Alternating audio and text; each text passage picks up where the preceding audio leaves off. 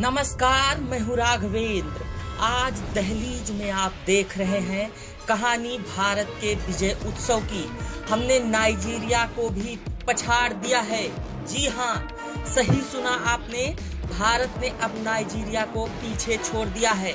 इस पर हम क्या कहें हुजूर, आपको बधाई हो, आपकी दुहाई हो।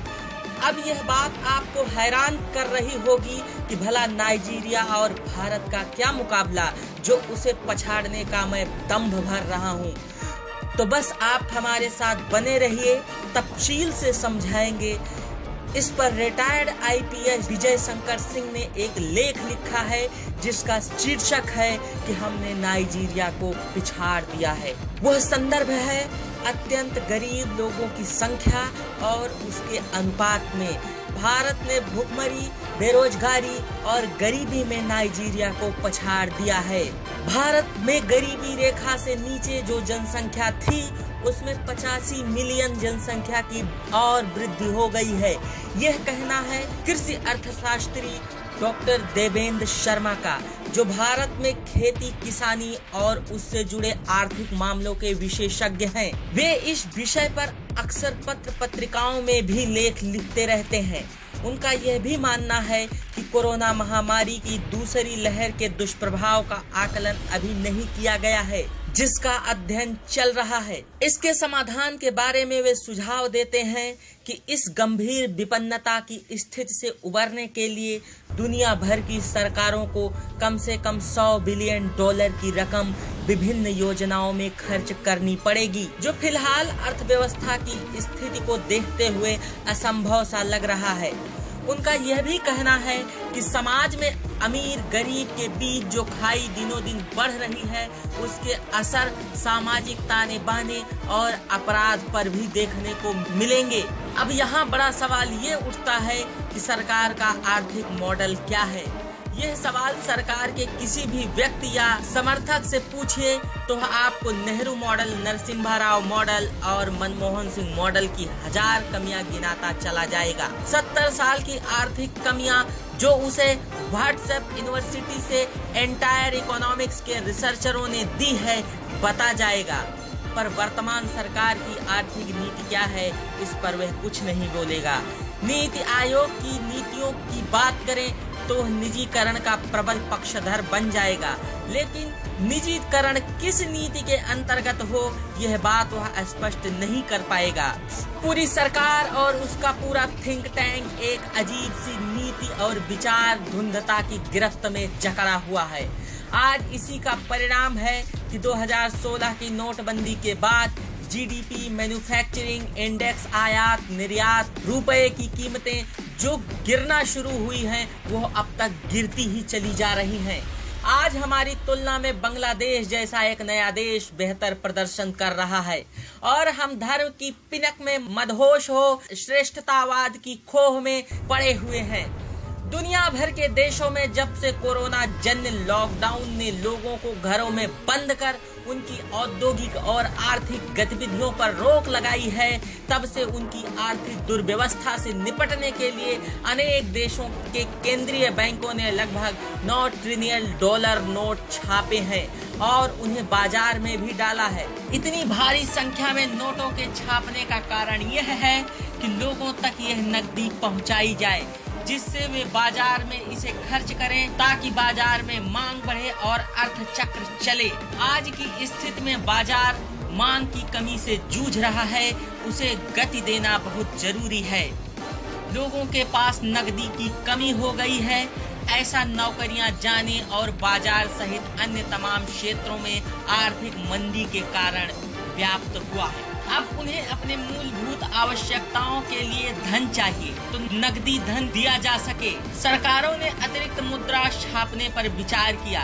इसके अतिरिक्त दुनिया भर की विभिन्न सरकारों ने आर्थिक पैकेज, जिसे राहत पैकेज या स्टिमुलस पैकेज भी कहते हैं, यह अपने देश के लिए भी जारी किया गया है। लेकिन इस पर मॉर्गन स्टैनले इन्वेस्टमेंट मैनेजमेंट के chief global strategist Ruchir Sharma का कहना है कि महामारी के दौरान सरकार द्वारा जारी किए गए आर्थिक पैकेज, जिसे स्टिमुलस यानी प्रोत्साहन पैकेज भी कहा जाता है, ने गरीबों के बजाय अमीरों का ही अधिक भला किया है और इसका लाभ अमीरों को ही मिला है। जबकि संक्रमण और संक्रमण जन्य मृत्यु के आंकड़े देखिए तो अधिकतर पीड़ित, मध्यम और निम्न वर्ग के लोग ही रहे हैं।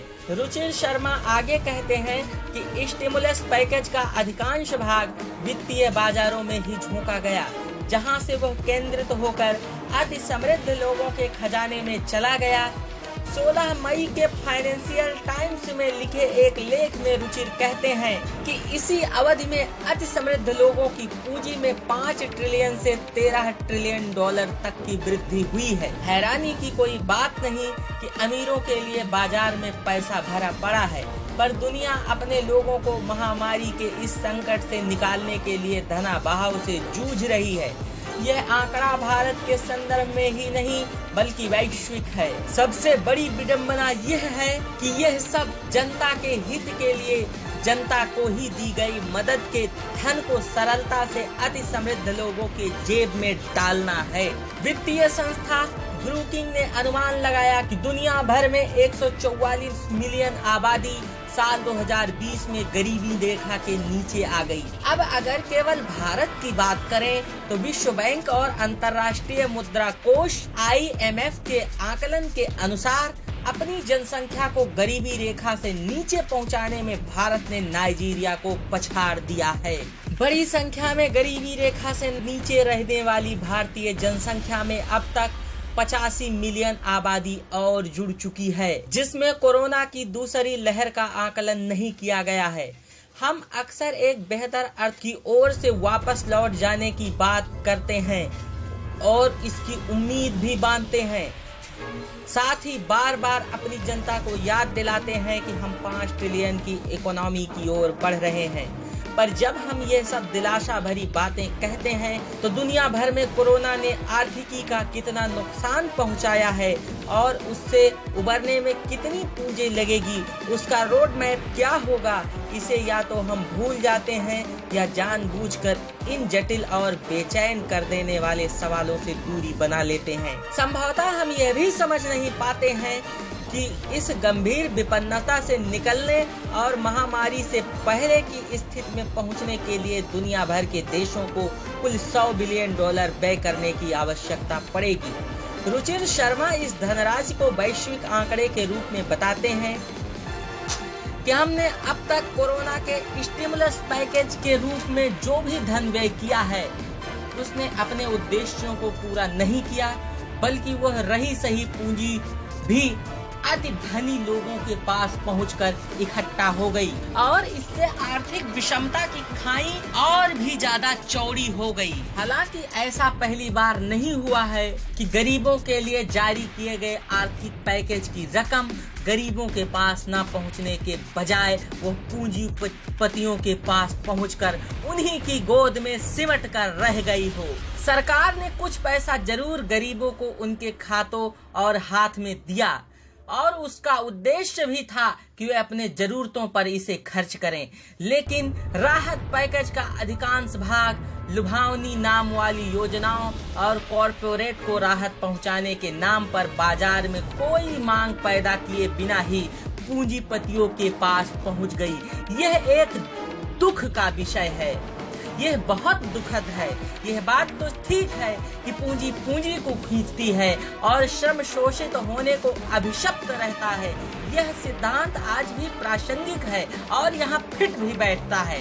पिछले कुछ सालों से संपन्न देशों के केंद्रीय बैंक जैसे हमारे यहाँ रिजर्व बैंक है, अक्सर जितनी नोटें छापनी चाहिए उससे अधिक नोटें छापता रहता है और उसे बाजार में डालता रहता है। पर यह गुत्थी अब भी अर्थशास्त्रियों को समझ में नहीं आई।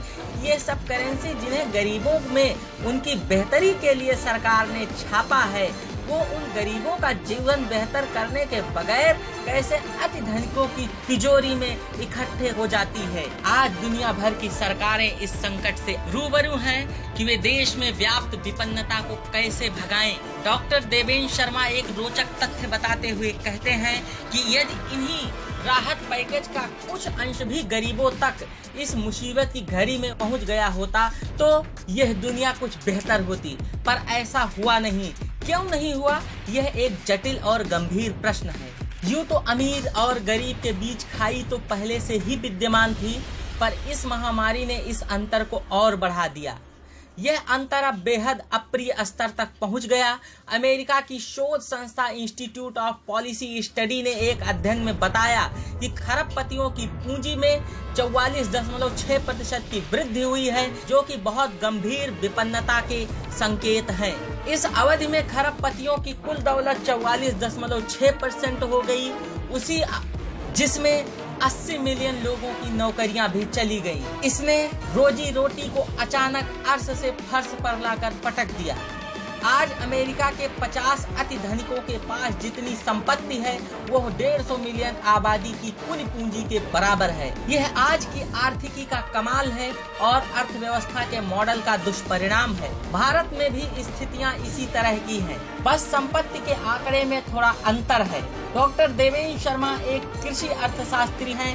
वे इसका एक उदाहरण कृषि सेक्टर से देते हुए बताते हैं कि साल 2013 के नेशनल सैंपल सर्वे NSSO के एक आंकड़े के मुताबिक लगभग 50% आबादी खेती किसानी पर निर्भर है और वह औसतन 6,424 रुपए जो कुछ खेती से उसे मिलता है, कुछ अन्य स्रोतों से यानी उसका आधा अंश अन्य स्रोतों से प्राप्त कर अपना गुजर बसर करती है। इसलिए आज देश के किसान पिछले 7 महीने से अपनी नियमित आय के लिए सरकार से मांग कर रहे हैं, जिसके लिए वे एक शांतिपूर्ण आंदोलन भी चला रहे हैं।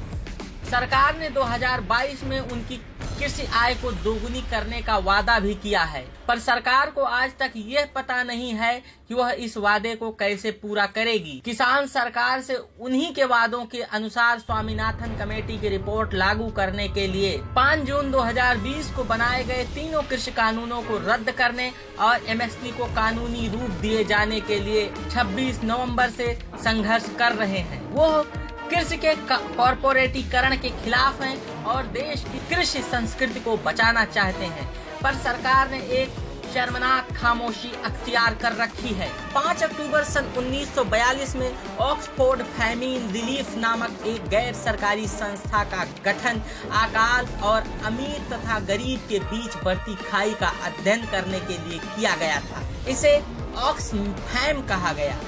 इसमें 20 देशों के अर्थशास्त्री शामिल हुए जो आर्थिक विषमता पर नियमित अध्ययन करते रहते हैं। इसी ऑक्सफैम ने एक इनइक्वालिटी वायरस रिपोर्ट के नाम से एक रिपोर्ट भी जारी की है। उस रिपोर्ट के मुताबिक देश के अरबपतियों की पूंजी में 35% की वृद्धि कोरोना महामारी के दौरान हुई है। ऑक्सफैम ने अपनी रिपोर्ट को सरल करते हुए यह भी कहा कि देश के 11 अरबपतियों के पास जितनी पूंजी है उससे देश में 10 साल तक मनरेगा कार्यक्रम चलाया जा सकता है, यानी उनकी पूंजी 10 साल तक के मनरेगा बजट के बराबर है। इसे ऐसे समझें कि 1% व्यक्ति के पास जो संपत्ति है वह निम्न स्तर पर 953 मिलियन लोगों की कुल संपत्ति के बराबर है। महामारी के दौरान ध्वस्त हो रही अर्थव्यवस्था को संभालने के लिए दुनिया भर के प्रतिष्ठित अर्थशास्त्रियों ने जनता को नकद देने की योजना लागू करने पर बल दिया। भारत सरकार ने भी 2000 रुपए की रकम किसान सम्मान निधि के रूप में दिया, लेकिन गरीबी को देखते हुए यह राशि पर्याप्त नहीं है। कम से कम 6000 प्रतिमाह देने की बात भी विशेषज्ञों की तरफ से सुझाई गई थी, लेकिन सरकार इसे नहीं मानी। जो महामारी के दौरान राहत के नाम पर पैकेज दिए गए वे टैक्स कंसेशन और अन्य राहत के रूप में कॉर्पोरेट को ही दिए गए। इसका यही परिणाम निकला कि राहत के धन से पूंजीपति अधिक समृद्ध हुए। जनता को दिए गए नगद पैसे कैसे जनता के हित में काम आते हैं और उनकी आर्थिक स्थिति में बदलाव करते हैं, इसका उदाहरण डॉक्टर देवेंद्र शर्मा ने अपने लेख में लिखा है कि 2 साल पहले 2018 में एक चैरिटेबल संस्था फाउंडेशन फॉर सोशल चेंज ने कनाडा की ब्रिटिश कोलंबिया यूनिवर्सिटी के साथ मिलकर एक अध्ययन किया। उन्होंने वैनकूवर क्षेत्र के 50 गृह रक्षित लोगों की कुल 7500 कनाडियन डॉलर US 6206 प्रति व्यक्ति की दर से दिया। उन्होंने इस पर भी नजर रखी कि वे 50 लोग किसे और किस तरह से ये धन खर्च करते हैं। इसके बेहद आश्चर्यजनक परिणाम सामने आए। इसी तरह के परिणाम अन्य जगहों पर किए गए अध्ययनों में भी सामने आए हैं। जब गरीबों को नगद धन देने की बात की गई तो यह भी कहा गया कि यह नगद धन बेकार ही दिया जा रहा है। गरीब जनता इस धन का सदुपयोग नहीं करेगी, यह रकम वह अनाप शनाप रूप से खर्च कर देगी। यह धारणा न केवल भारत में ही फैल रही थी, बल्कि यह धारणा दुनिया भर के गरीब देशों में फैलाई भी जा रही थी। लेकिन जब उपरोक्त अध्ययन किया गया तो उसके सुखद परिणाम सामने आए। जिन लोगों को यह धन दिया गया उन्होंने उसका खर्च सोच समझकर अपनी जरूरतों के हिसाब से ही किया और उस धन का दुरुपयोग नहीं हुआ। उन्होंने इस धन को भोजन और अन्य जरूरी चीजों पर खर्च किया। उसमें 37% की वृद्धि हुई। शराब आदि पर 39% व्यय कम हुआ।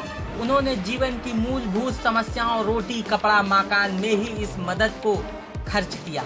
अब सवाल ये उठता है कि सरकार ने जो राहत पैकेज जारी किए थे उनका क्या लाभ जनता को मिला। कोरोना महामारी के पहले लहर के दौरान सरकार ने 20 लाख करोड़ के राहत पैकेज जारी किए। 5 दिन लगातार वित्त मंत्री की प्रेस कॉन्फ्रेंस चलती रही, पर आज इस पर सरकार का कोई भी नुमाइंदा जुबान खोलने के लिए राजी नहीं है कि उक्त राहत पैकेज का लाभ कैसे मिला। लोगों को इस महामारी से निपटने के लिए इस राहत पैकेज से कितनी राहत नसीब हुई है। सरकार ने केवल घोषणा करना, अपनी मन की बात तक करने में खुद को केंद्रित कर रखा है। सरकार ने हर साल बजट में कॉरपोरेट को उदारता से धन और वित्तीय राहत दी। बैंकों के दिए गए ऋण को रिकॉर्ड तोड़ तरीके से माफ करें, पर कुछ मित्र ये कह सकते हैं कि यह माफी नहीं बल्कि राइट ऑफ है। राइट ऑफ भी एक प्रकार की कर्ज माफी है और ये शब्द चातुर्य का एक उदाहरण है कि हम आज आर्थिकी के बेहद असामान्य दौर से गुजर रहे हैं। हमें विशेषज्ञों से हर पूर्वाग्रहों से अलग हटकर एक प्रोफेशनल राय, उपचार और सिद्धांत ढूंढना होगा। हम कैसे इस भयावह आर्थिक दौर से सफलतापूर्वक बाहर निकलें।